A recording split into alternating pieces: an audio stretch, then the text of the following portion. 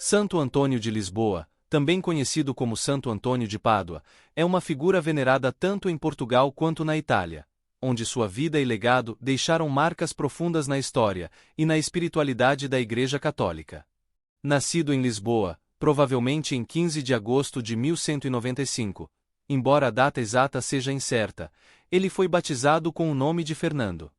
Crescendo em um ambiente de profunda fé, ingressou na Ordem dos Cônegos Regulares da Santa Cruz, onde seguiu a regra de Santo Agostinho e aprofundou seus estudos religiosos em Lisboa e Coimbra. Sua vida deu uma reviravolta decisiva, quando, em 1220, ingressou na Ordem dos Frades Menores, os franciscanos. Essa mudança representou um marco em sua jornada espiritual, levando-o a abraçar a simplicidade e a pregação como meios de evangelização.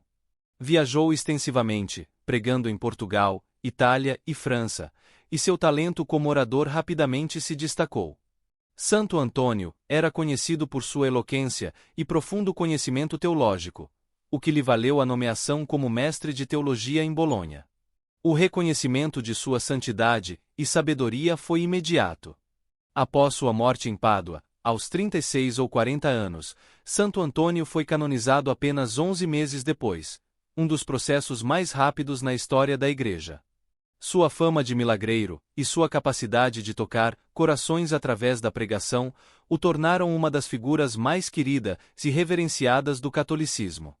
Ele não só foi um grande teólogo e místico, mas também um homem de profunda compaixão e humildade. Santo Antônio é um exemplo de como o conhecimento e a fé podem caminhar juntos, inspirando tanto intelectuais quanto o povo simples. Sua devoção à verdade e ao Evangelho ressoa até hoje, e sua vida nos convida a refletir sobre como podemos também ser instrumentos de paz e sabedoria no mundo. Em um tempo de incertezas e desafios, a vida de Santo Antônio nos lembra que, com fé e dedicação, podemos transformar o mundo ao nosso redor, sendo luz em meio à escuridão. Sua história é um convite à introspecção e à ação, uma inspiração para que possamos viver nossa fé com a mesma intensidade e amor que ele demonstrou. Que sua vida nos inspire a buscar a sabedoria, não só nos livros, mas também na vivência diária do amor ao próximo e na busca pela justiça e pela verdade. A memória popular sempre teve um papel crucial na construção da imagem dos santos, e com Santo Antônio não foi diferente. Ao longo do tempo, com o crescimento de sua fama, foram surgindo relatos que buscavam enobrecer ainda mais sua origem, atribuindo a seus pais uma linhagem ilustre. Diziam que seu pai era descendente de Godofredo de Bulhão, o comandante da Primeira Cruzada, e que sua mãe tinha raízes na realeza, sendo descendente de Fruela I, rei das Astúrias.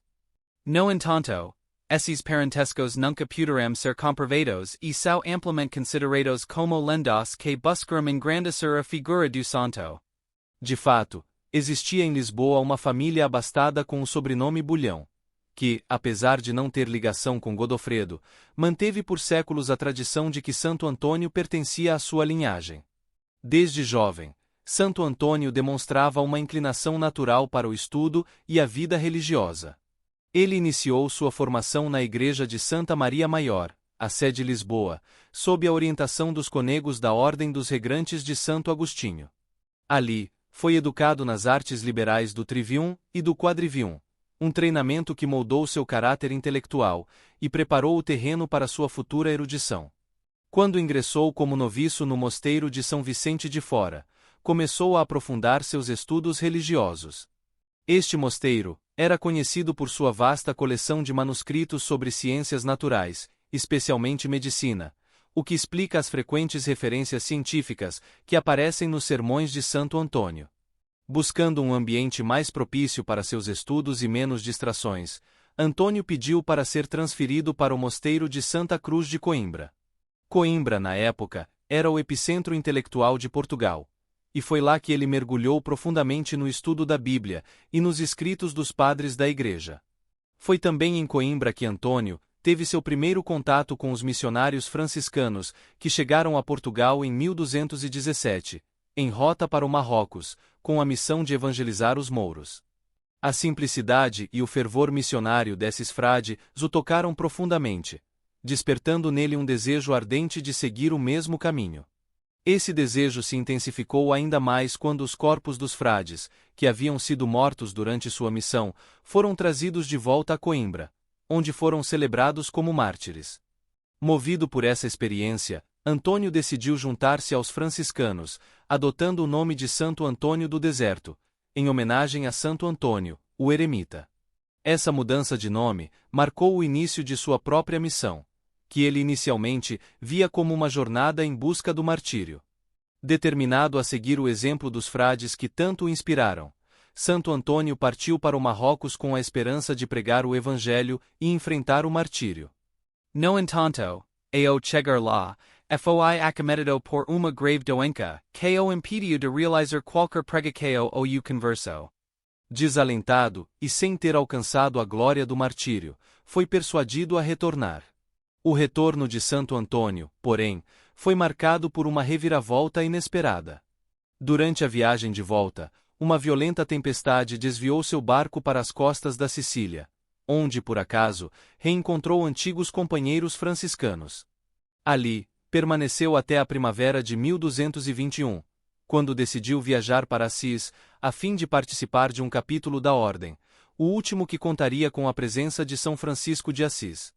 Esse encontro com São Francisco e seus primeiros seguidores foi um marco importante na vida de Santo Antônio, reforçando sua determinação e moldando sua missão futura.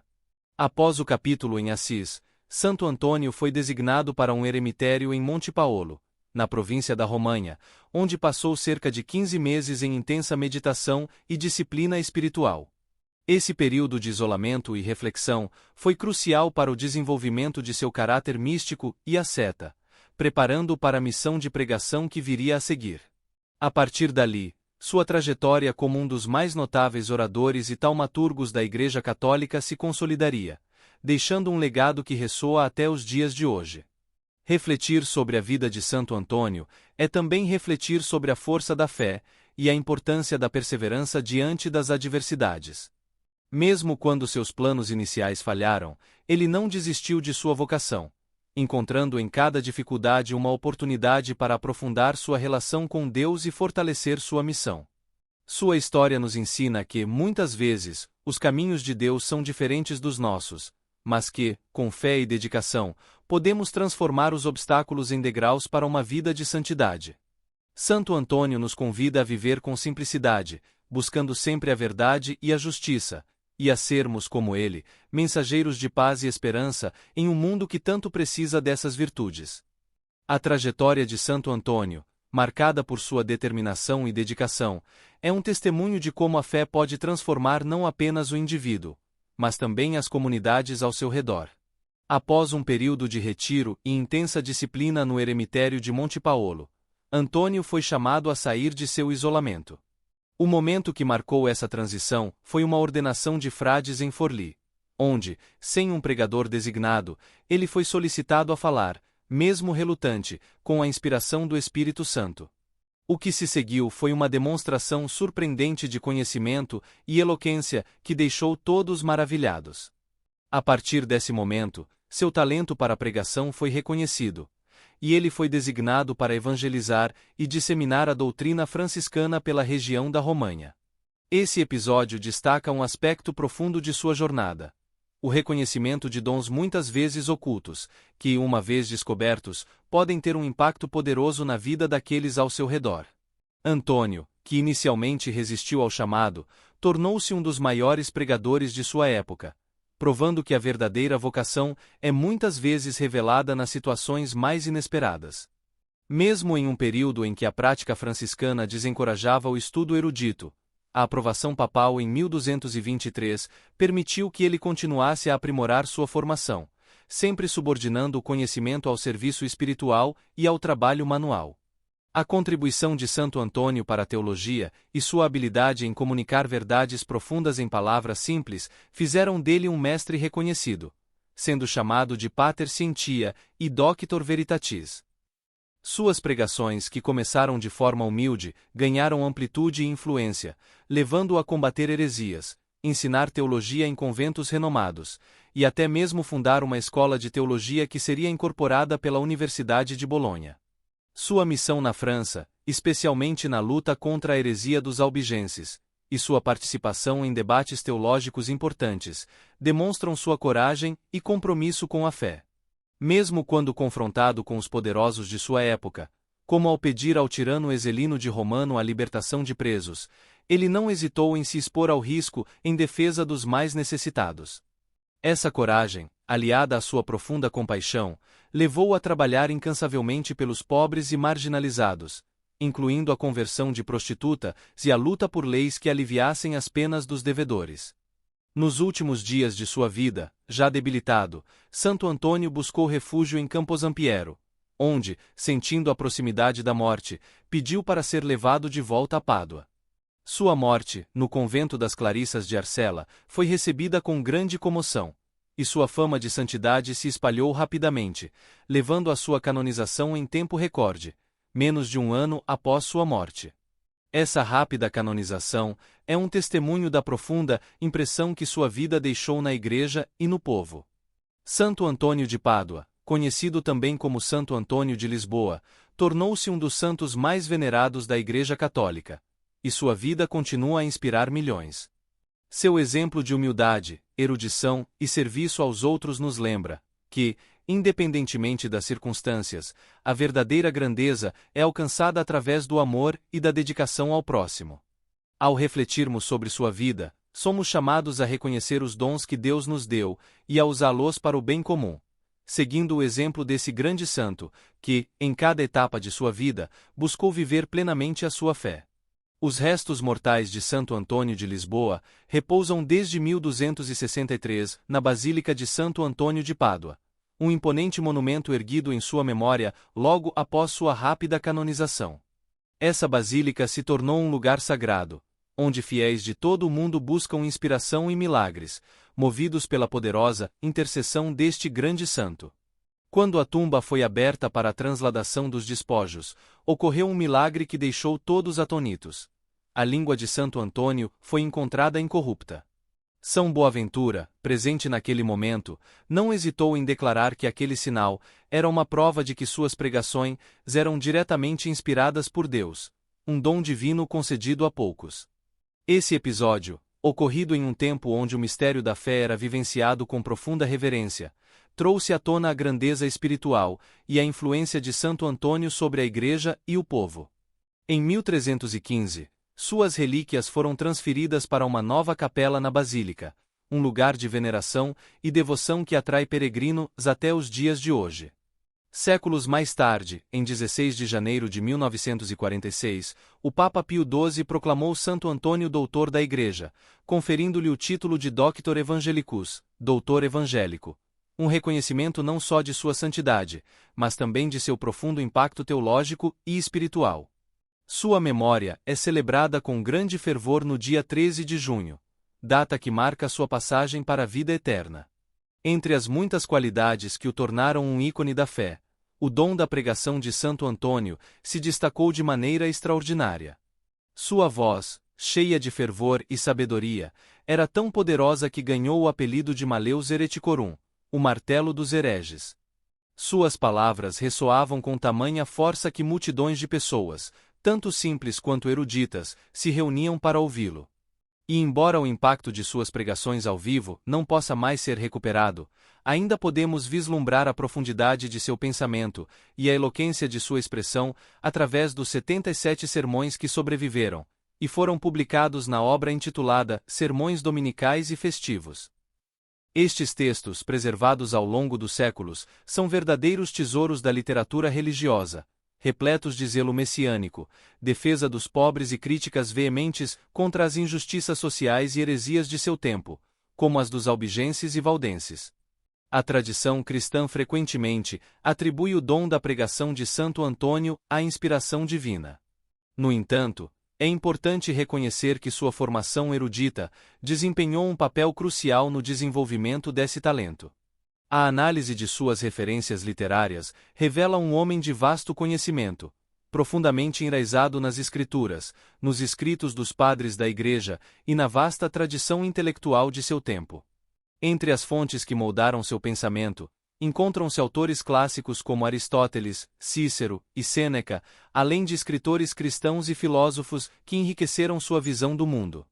Seu conhecimento das ciências naturais era surpreendentemente avançado para a época, abrangendo áreas como medicina, física, história natural, cosmografia, mineralogia, zoologia, botânica, astronomia e ótica.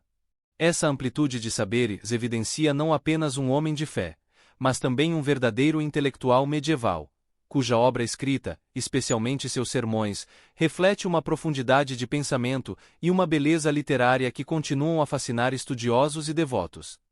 Como bem destacou José Antunes, Santo Antônio de Lisboa não foi apenas um santo venerado pelo povo, mas também um homem de cultura literária ímpar. Sua obra é um testemunho da extraordinária erudição que ele possuía, revelando um discurso não apenas teológico, mas também jurídico, abordando temas como poder, direito e justiça. Essa capacidade de integrar diferentes áreas do conhecimento em sua pregação o tornou um dos maiores pregadores da história da Igreja, um verdadeiro doutor da verdade, cuja influência transcende séculos e continua a iluminar o caminho dos fiéis. Ao refletir sobre sua vida e legado, somos convidados a reconhecer o poder transformador da fé aliada ao conhecimento. Uma combinação que fez de Santo Antônio um farol de sabedoria e santidade para o mundo. Santo Antônio de Lisboa, embora tenha sido um homem profundamente versado na ciência e nos saberes de sua época, nunca perdeu de vista a primazia da fé e da ortodoxia cristã. Para ele, a verdadeira ciência emanava das Escrituras Sagradas, e todas as outras formas de conhecimento eram servas dessa ciência suprema, ferramentas auxiliares no grande trabalho da salvação. É por isso que Santo Antônio dedicou-se tanto à exegese das Escrituras, sempre buscando extrair delas ensinamentos morais que pudessem guiar tanto o clero quanto os fiéis no caminho da retidão. Em suas obras, percebemos os primeiros sinais de uma mudança significativa no pensamento medieval. Enquanto muitos de seus contemporâneos viam o homem e o mundo como fontes de pecado, Santo Antônio começou a abrir espaço para uma visão mais positiva da vida e das relações humanas. Ele entendia que o ser humano era uma criação divina maravilhosa, e essa percepção moldou sua abordagem tanto na pregação quanto na reflexão espiritual. Na análise do filósofo Pedro Calafate, é claro que Santo Antônio não negligenciava a importância da contemplação espiritual, mas reconhecia a realidade terrena do ser humano, composto de corpo e alma. Para ele, o amor aos outros e às criaturas de Deus não significava um apego às coisas materiais. Esse entendimento era refletido em sua crítica severa aos prelados e dignitários eclesiásticos que se deixavam levar pelos luxos do mundo.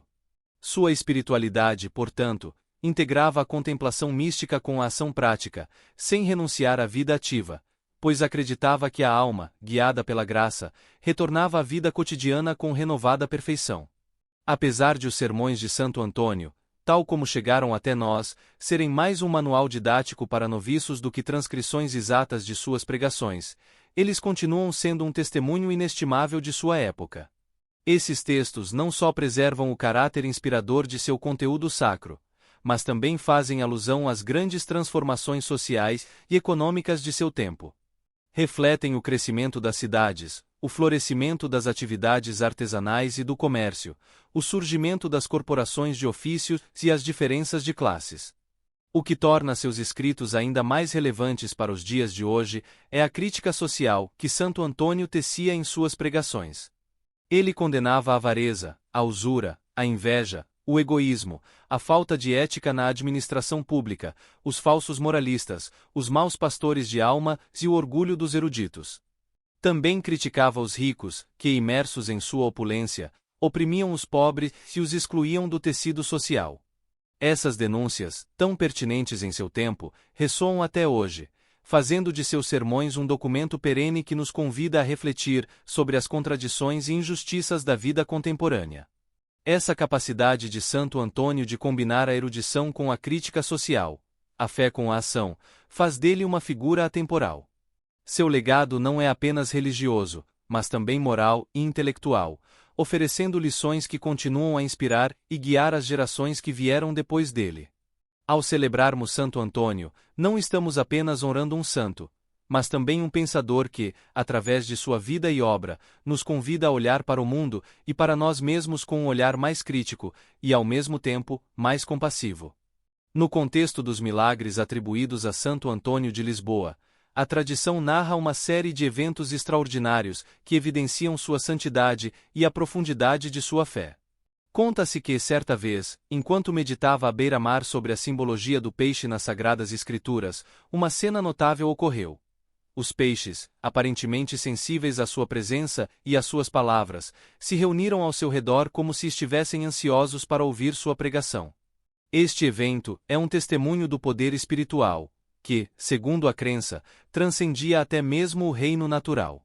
Outro episódio marcante relata como Santo Antônio restaurou um campo de trigo que havia sido devastado por uma multidão de seguidores. Em um gesto de proteção divina, ele também teria milagrosamente defendido seus ouvintes da chuva durante um sermão, e mesmo uma mulher impedida pelo marido de ouvi-lo foi capaz de escutar suas palavras a uma grande distância, como se o som da sua pregação transcendesse as barreiras físicas. Um dos milagres mais célebres desenvolveu um debate com um herege albigense, Bonvilo, sobre a presença real de Deus na hóstia consagrada. O herege desafiou Santo Antônio, propondo que, se uma mula faminta escolhesse a hóstia em vez de comida, ele acreditaria no santo. Quando a mula foi libertada, ela se dirigiu imediatamente para a hóstia, ajoelhando-se diante dela, o que serviu como uma poderosa demonstração da fé e da verdade proclamada por Santo Antônio. Além desses, existem histórias de restauração milagrosa, como a de um jovem a quem Santo Antônio devolveu o pé amputado, e de um noviço a quem ele insuflou força espiritual ao soprar em sua boca, expulsando as tentações que o afligiam. Outro milagre notável ocorreu quando alguns hereges tentaram envenená-lo para testar sua santidade. Santo Antônio, ao fazer o sinal da cruz sobre o alimento envenenado, comeu-o sem sofrer qualquer efeito. Há também o relato da aparição do menino Jesus durante uma de suas orações, um evento que foi amplamente retratado na iconografia, simbolizando a proximidade divina e a aprovação celestial de sua missão. Em uma situação particularmente delicada em Ferrara, na Itália, Santo Antônio visitou um casal cujas disputas familiares envolviam a paternidade de um recém-nascido. Ao tomar a criança em seus braços e ordená-la que falasse, o bebê identificou corretamente seu pai, demonstrando a intervenção milagrosa de Santo Antônio em questões pessoais e familiares. Durante uma pregação diante do Papa, cardeais e clérigos de várias nações, Santo Antônio falou com tal discernimento teológico que cada um dos presentes ouviu suas palavras na própria língua materna, um fenômeno que remete ao Pentecostes bíblico. O Papa, impressionado, proclamou a Arca do Testamento, o arsenal da Sagrada Escritura, reconhecendo o impacto profundo e universal de sua pregação. A iconografia de Santo Antônio frequentemente o representa como um jovem frade com a cabeça tonsurada, segurando o menino Jesus com ternura em um dos braços, e em outro, um ramo de açucenas ou uma cruz. Alternativamente, ele é retratado com um saco de pão, simbolizando sua generosidade e cuidado pelos pobres e necessitados. Essa representação visual não apenas celebra sua santidade, mas também reflete a forma como suas ações e ensinamentos ainda tocam profundamente aqueles que buscam inspiração e exemplo em sua vida e obra. Em 2014, um grupo de investigadores, em colaboração com o Museu Antropológico da Universidade de Pádua, empreendeu um projeto notável para reconstruir a aparência real de Santo Antônio de Lisboa. Utilizando técnicas forenses modernas, eles analisaram o crânio preservado do santo, e os resultados foram sintetizados por Luca Bezzi em uma imagem digital, permitindo que os fiéis vissem uma representação mais precisa de sua aparência histórica. Esse esforço não apenas trouxe uma nova dimensão à veneração do santo, mas também aprofundou a conexão dos devotos com sua figura histórica. Além do crânio, outras relíquias de Santo Antônio foram preservadas ao longo dos séculos. Seu esqueleto, sua famosa língua e suas cordas vocais, bem como uma túnica e um manto, estão depositados na Basílica de Santo Antônio em Pádua. Enquanto algumas dessas relíquias, como sua língua, estão expostas permanentemente em um relicário na imponente Capela das Relíquias, projetada por Filippo Parodi em 1691, o esqueleto completo é exibido raramente. Apenas em ocasiões especiais, como em grandes romarias, o público teve a oportunidade de vê-lo. A última exposição ocorreu em 2010, quando a Capela da Arca foi renovada, e a exposição anterior havia sido em 1981, para celebrar os 750 anos de sua morte. A língua de Santo Antônio, em particular, sempre foi objeto de grande veneração. Ao ser encontrada incorrupta, parecia a de uma pessoa viva, e o ministro-geral da Ordem, São Boaventura, com grande reverência e em lágrimas, louvou a língua dizendo: Ó língua bendita, que sempre bendisseste o Senhor e fizeste com que também os outros o bendissessem. Pela tua conservação se compreende bem qual o teu mérito diante de Deus. Em 1351, o capítulo geral instituiu a festa da transladação das relíquias, marcada para 15 de fevereiro. Hoje, a língua está seca e escura, mas seu simbolismo e importância continuam a inspirar devotos ao redor do mundo. Santo Antônio é considerado padroeiro de uma vasta gama de grupos e causas: amputados, animais, estéreis, barqueiros, idosos, grávidas, pescadores, agricultores, viajantes, marinheiros, cavalos e burros, bem como os pobres e oprimidos. Ele é invocado para encontrar coisas perdidas, para conceber filhos, evitar naufrágio e conseguir casamentos. Sua popularidade entre os santos é imensa, e seu culto é envolto em uma rica tapeçaria de folclore e devoção. A devoção a Santo Antônio se espalhou amplamente, e sua figura é celebrada em inúmeras igrejas ao redor do mundo, com uma vasta iconografia que o representa tanto em contextos eruditos quanto populares. A bibliografia devocional que o envolve é extensa, e sua influência se reflete na quantidade de pessoas que receberam o nome Antônio, bem como em cidades, bairros e até mesmo empresas e produtos comerciais que homenageiam seu nome. Na tradição lusófona, Santo Antônio ocupa um lugar especial de prestígio. A devoção ao santo foi trazida de Portugal para o Brasil durante a colonização, e rapidamente se enraizou no coração do povo brasileiro. Acredita-se que os frades franciscanos que chegaram com Pedro Álvares Cabral em 1500 tenham trazido uma imagem de Santo Antônio, e desde o início da colonização, foram erguidos conventos dedicados a ele em várias cidades brasileiras, como Olinda, Rio de Janeiro, Santos e São Paulo.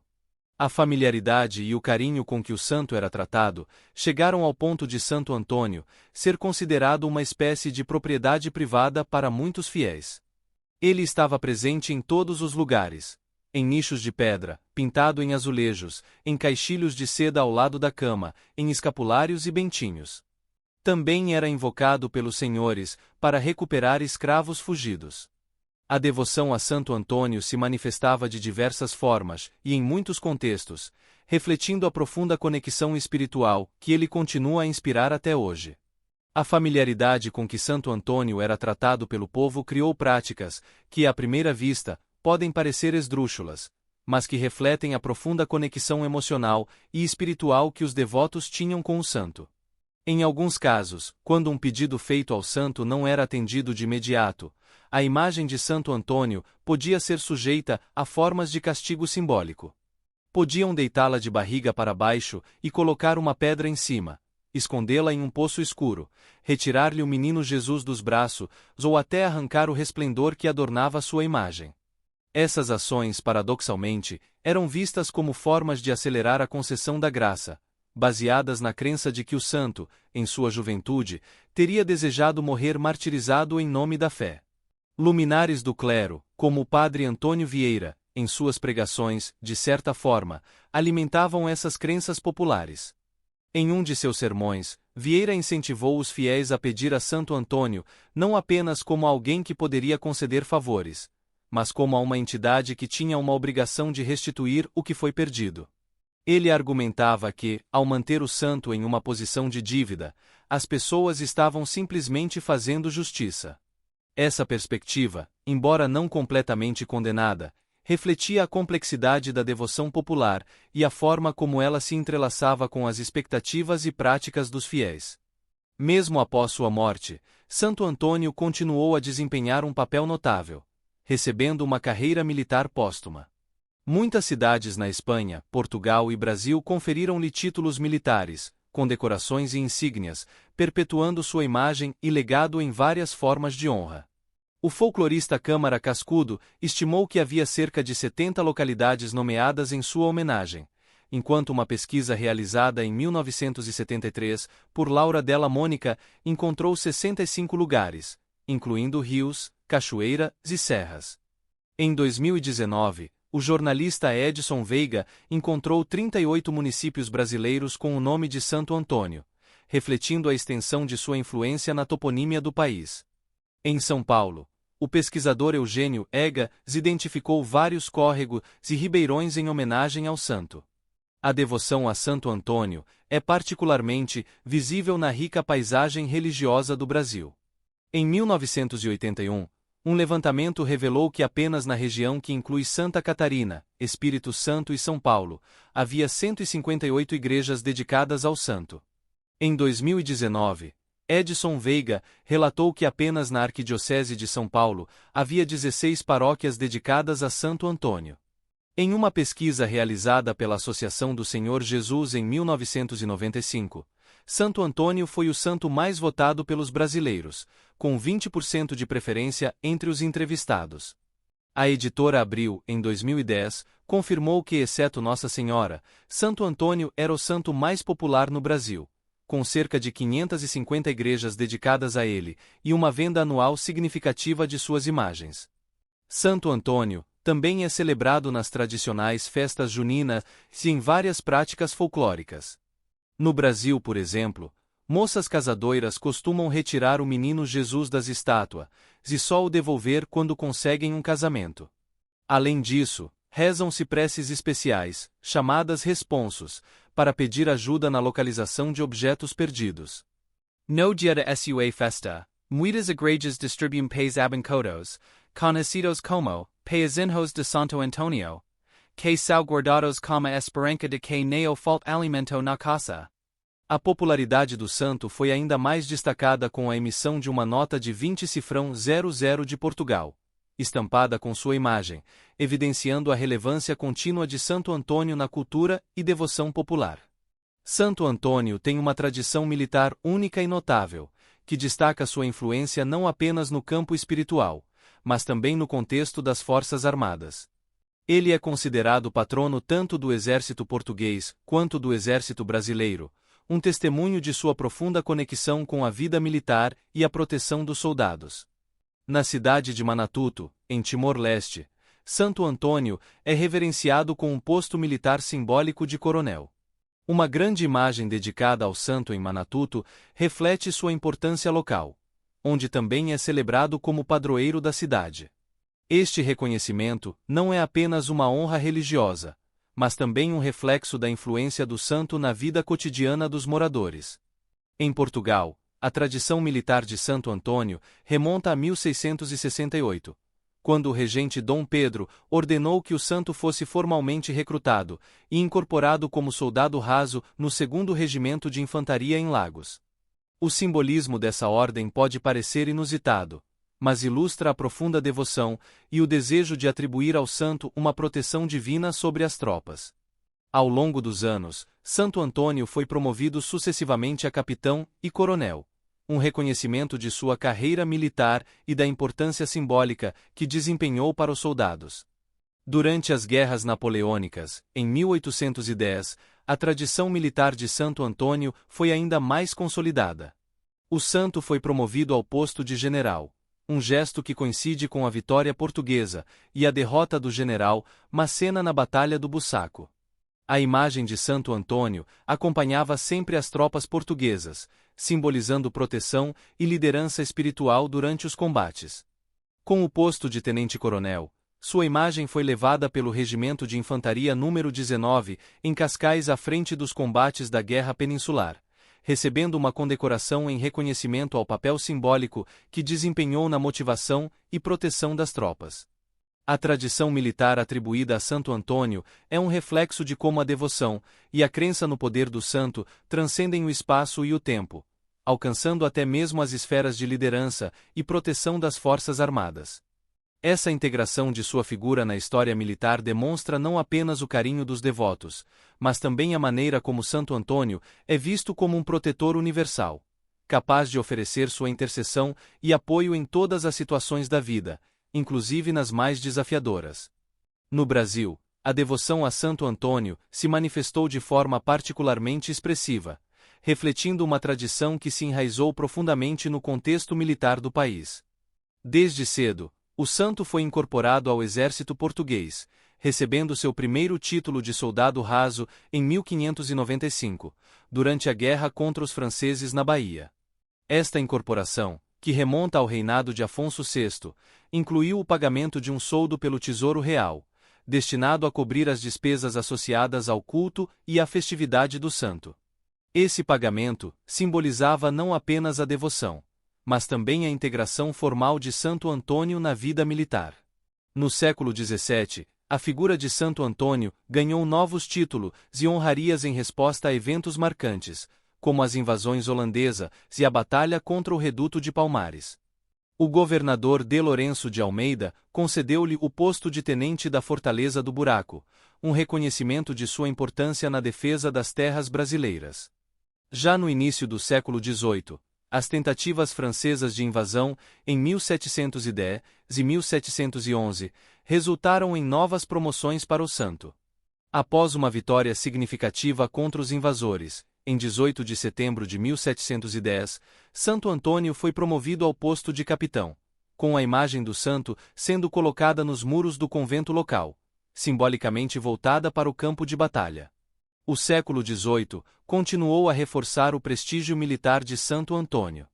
Em 1767, o governo paulista concedeu-lhe o posto de coronel das tropas auxiliares e milícia da Capitania de São Paulo, um título formalizado pelo donatário da capitania, D. Luiz Antônio de Souza. Esta promoção foi acompanhada pelo pagamento de um salário de capitão em ouro negro, começando em 1799 e mantendo-se até 1904. A promoção a major em 1810, pelo Conde de Linhares, e a subsequente elevação a tenente-coronel por decreto de D. João VI em 1814, com a adição do grão-colar da Ordem de Cristo, evidenciam o crescente reconhecimento de Santo Antônio no âmbito militar. Em Igaraçu, ele foi oficialmente nomeado protetor da Câmara de Vereadores, uma confirmação de seu status elevado e reverenciado.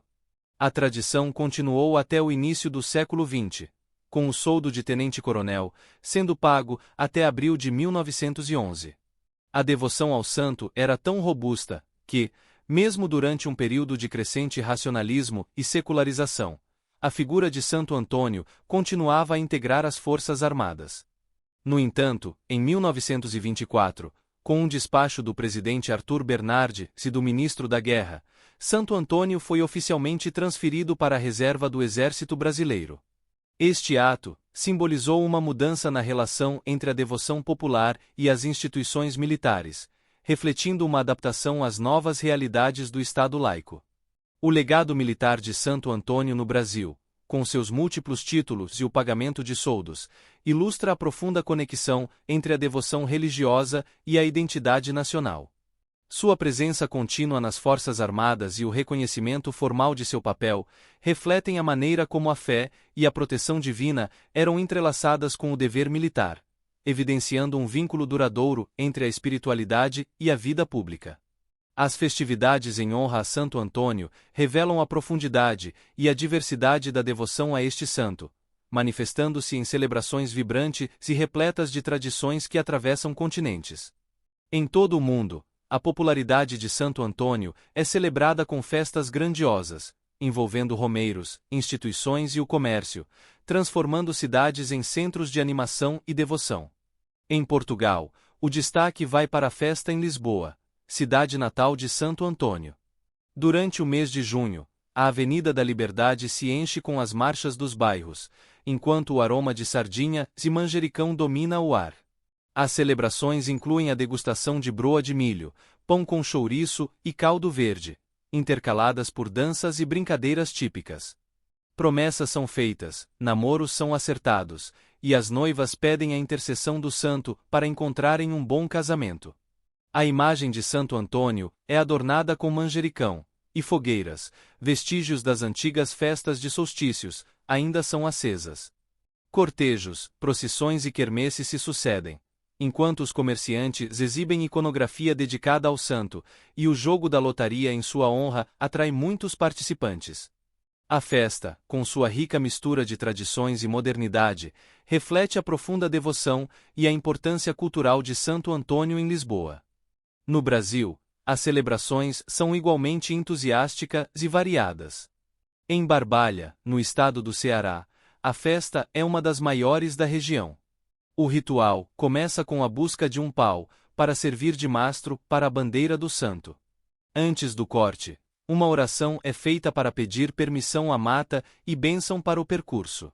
15 dias depois, a missa de abertura celebra a prosperidade e boas colheitas, e uma grande procissão carrega o pau da bandeira até a frente da igreja matriz, onde é hasteado entre fogos de artifício.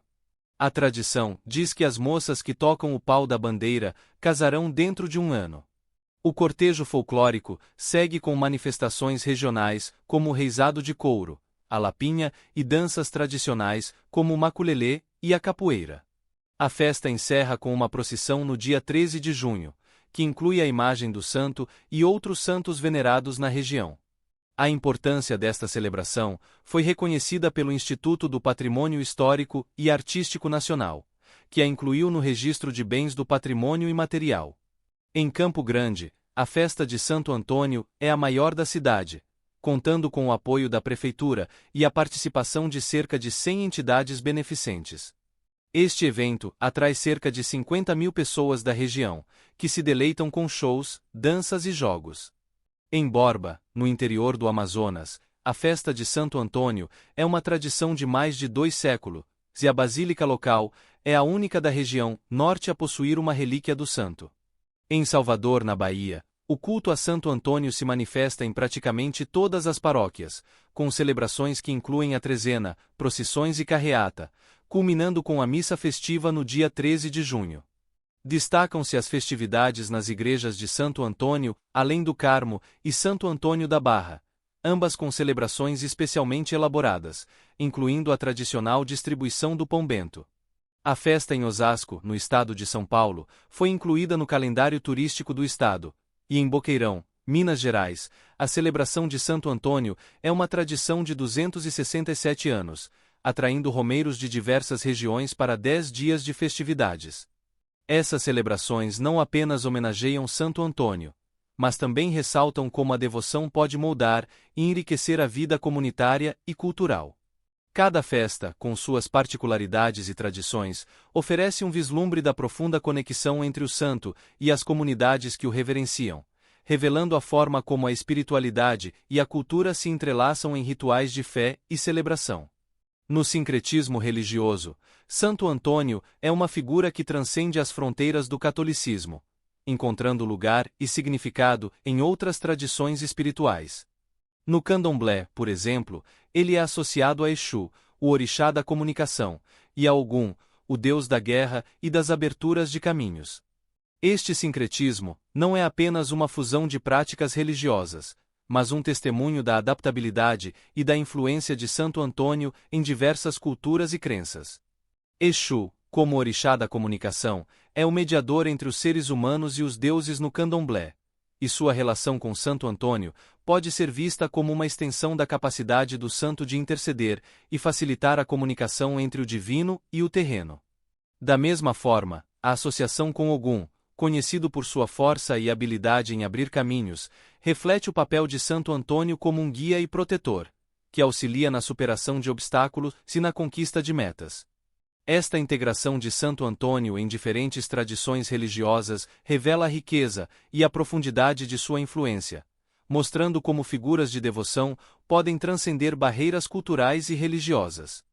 No sincretismo, a adaptação e a associação com orixás e deuses locais permitem que a figura de Santo Antônio continue a desempenhar um papel significativo na vida espiritual de muitas pessoas, independentemente da tradição religiosa a que pertencem. O sincretismo não só enriquece a prática religiosa, mas também destaca a universalidade da experiência espiritual. A forma como Santo Antônio é reverenciado e integrado em diferentes contextos culturais demonstra uma conexão profunda entre a devoção pessoal e as tradições comunitárias, mostrando que a fé pode ser um ponto de união entre diversas culturas e crenças. Santo Antônio de Pádua, conhecido também como Santo Antônio de Lisboa, é uma figura cuja influência e devoção atravessam continentes e culturas, mostrando-se como um verdadeiro elo entre o sagrado e o cotidiano. Sua vida, repleta de milagres e ensinamentos, inspirou não apenas uma rica tradição de fé, mas também um profundo sincretismo religioso que revela a flexibilidade e a universalidade de sua imagem. Desde suas raízes em Lisboa até seu reconhecimento em Pádua, Santo Antônio conquistou corações e mentes ao redor do mundo. Seu papel como patrono de diversas causas, desde os mais humildes e oprimidos até as forças armadas, reflete a sua abrangência e a capacidade de se conectar com diferentes aspectos da vida humana. No Brasil, sua presença é tão marcante que, por séculos, foi elevado a postos militares, recebendo soldo e honrarias como se fosse um verdadeiro soldado, protegendo e guiando as pessoas em suas batalhas diárias. As festividades em sua honra, tanto em Portugal quanto no Brasil e em outros países, são um testemunho vibrante da sua popularidade. Em Lisboa, as ruas se enchem de cor e alegria com sardinhas e manjericão, enquanto no Brasil, as celebrações se transformam em grandes eventos culturais que envolvem a comunidade em danças, procissões e rituais regionais. Estes festejos não apenas comemoram sua memória, mas também reforçam os laços comunitários e a identidade cultural local. O sincretismo religioso revela ainda outra faceta fascinante de Santo Antônio. No candomblé, ele é associado a Exu e Ogum, mostrando como o santo é integrado e respeitado em contextos espirituais diversos. Essa conexão entre Santo Antônio e os orixás não é apenas uma fusão de práticas religiosas, mas uma demonstração de como a fé pode transcender fronteiras e criar um diálogo enriquecedor entre diferentes tradições. Assim, ao refletirmos sobre a vida e o legado de Santo Antônio, vemos um quadro rico e multifacetado que vai além da mera veneração. Ele é um símbolo de esperança, proteção e comunidade, um testemunho de como a devoção pode unir e inspirar pessoas ao redor do mundo. Sua história nos lembra que a fé é um poder transformador que, apesar das diferenças culturais e religiosas, pode criar uma rede de solidariedade e compreensão entre todos nós.